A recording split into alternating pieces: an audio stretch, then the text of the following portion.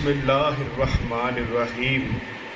حضرت ابو درداء رضی اللہ عنہ بیان کرتے ہیں کہ نبی صلی اللہ علیہ وآلہ وسلم نے فرمایا، کسی شے کی محبت تم کو اس کا عیب دیکھنے سے اندھا کر دیتی ہے اور اس کا عیب سننے سے بہرا کر دیتی ہے۔ یعنی کہ محبت کی علامتوں میں سے ایک علامت یہ بھی ہے کہ انسان جس کے ساتھ محبت کرتا ہے اس کو اس کے اندر اگر کوئی دکھائے بھی تو عیب نظر نہیں آتا، اور کوئی سنائے بھی تو وہ سنتا نہیں ہے، بلکہ وہ اس کی مخالفت کر دیتا ہے کہ تم اس طرح کے ہو، اس کے اندر یہ بات نہیں ہے۔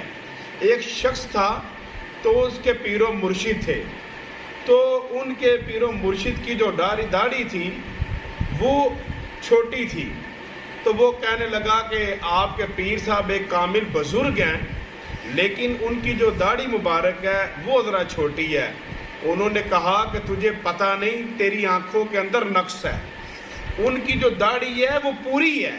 یعنی اس نے اس عیب نکالنے والے کی بات کو رد کر دیا، کاٹ دیا۔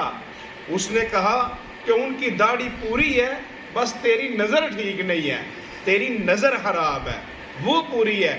اسی طرح اللہ تبارک و تعالیٰ نے اپنے محبوب صلی اللہ علیہ وسلم کے بے عیب ہونے پر آپ کے لیے دلیل یہ فرمائی ہے کہ آپ کو محمد فرمایا ہے، اور محمد کا معنی ہے جس کی حمد اور تعریف کی گئی ہو، جس کو سراہا گیا ہو، جس میں عیب ہو اس کی مذمت کی جاتی ہے، اس کی حمد نہیں کی جاتی۔ رسول اللہ صلی اللہ علیہ وسلم کو اللہ تعالیٰ نے مطلقاً محمد فرمایا ہے۔ اگر آپ میں سے کسی وجہ سے بھی کوئی عیب ہوتا تو مطلقاً محمد نہ ہوتے۔ حضرت ابو ہریرہ رضی اللہ تعالیٰ عنہ بیان کرتے ہیں کہ سرکار کا نام محمد ہونے کی وجہ سے کافر لوگ اگر سرکار کے بارے میں کچھ غلط کہنا چاہتے تو محمد نہ کہتے، کیونکہ اگر محمد کہتے تو پھر ان کی بات اس طرح نہیں تھی، تو وہ سرکار کا نام مذمم وہ اس طرح رکھتے تھے اور سرکار کے بارے میں غلط بات کرتے تھے، سرکار کے بارے میں کفر کرتے تھے، لیکن محمد وہ نہیں تھے کہتے، کیونکہ محمد کا مطلب ہے کہ جس کی حمد اور تعریف کی گئی ہو۔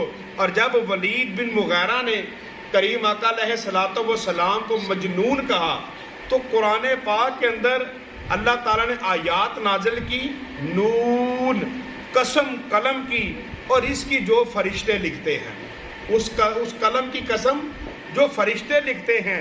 اے محبوب، آپ اپنے رب کے فضل سے مجنون نہیں ہیں، اور یقیناً آپ کے لیے کبھی ختم نہ ہونے والا اجر و ثواب ہے۔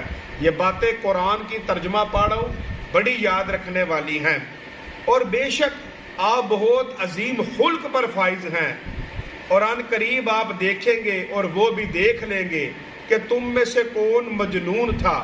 بے شک آپ کا رب ہی اس کو خوب جانتا ہے جو راہ سے بھٹکا ہوا ہے، اور وہ ہدایت یافتہ لوگوں کو بھی خوب جانتا ہے۔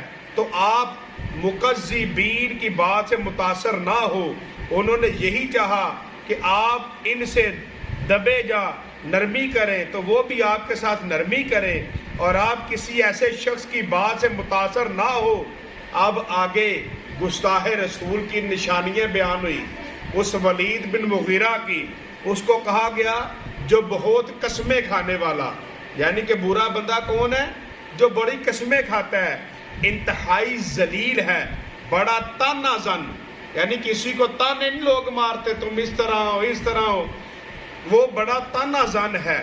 پھر بہت چلتا پھرتا چغل خور۔ ولید بن مغیرہ کون ہے؟ چغل خور، کہ وہ ادھر کی بات ادھر اور ادھر کی بات ادھر، وہ یہ کرتا رہتا تھا۔ نیکی سے منع کرنے والا اور حد سے بڑھنے والا، سخت گنہگار، نہایت بدہو۔ اور اس کے علاوہ اللہ نے قرآن پاک کے اندر ولید بن مغیرہ کو کہا کہ جا تو حرامی ہے، یہ حرامی ہے جس نے میرے محبوب کو مجنون کہا۔ وہ اپنی ماں کے پاس گیا اور جا کر کہنے لگا کہ انہوں نے میرے بارے میں جتنی نشانیاں بتائیں ہاں وہ ساری موجود ہیں، لیکن آخر میں جو انہوں نے کہا کہ تو حرامی ہے مجھے سچ سچ بتا، وہ اس نے اپنی ماں کی گردن کے اوپر تلوار رکھ لی، سینے پر بیٹھ گیا۔ تو ماں نے کہا اگر تو حلالی ہوتا تو ماں کی گردن پر تلوار رکھتا، ماں کے سینے پر بیٹھتا، ماں کے ساتھ بد اخلاقی کرتا۔ اگر تو حلالی ہوتا تو واقع ہی حرامی ہے۔ تو اللہ نے بھی یہ گوارا نہ کیا کہ اللہ کے محبوب کے بارے میں کوئی بات کرے اور اللہ اس کو رد نہ کرے۔ جیسے اس نے کہا تیری آنکھ میں نقص ہے، میرے مرشد کی داڑھی پوری ہے، تو اللہ نے فرمایا میں بھی اپنے محبوب سے محبت کرتا ہوں۔ تو نے میرے محبوب کو مجنوں کہا، جا تو چغل خور بھی ہے، تو برا بھی ہے، تو جھوٹی قسمیں بھی اٹھاتا ہے، اور تو آخر میں یہ بھی سن لے کہ تو حرامی بھی ہے جو گستاخ رسول ہے۔ اللہم صلی علی سیدنا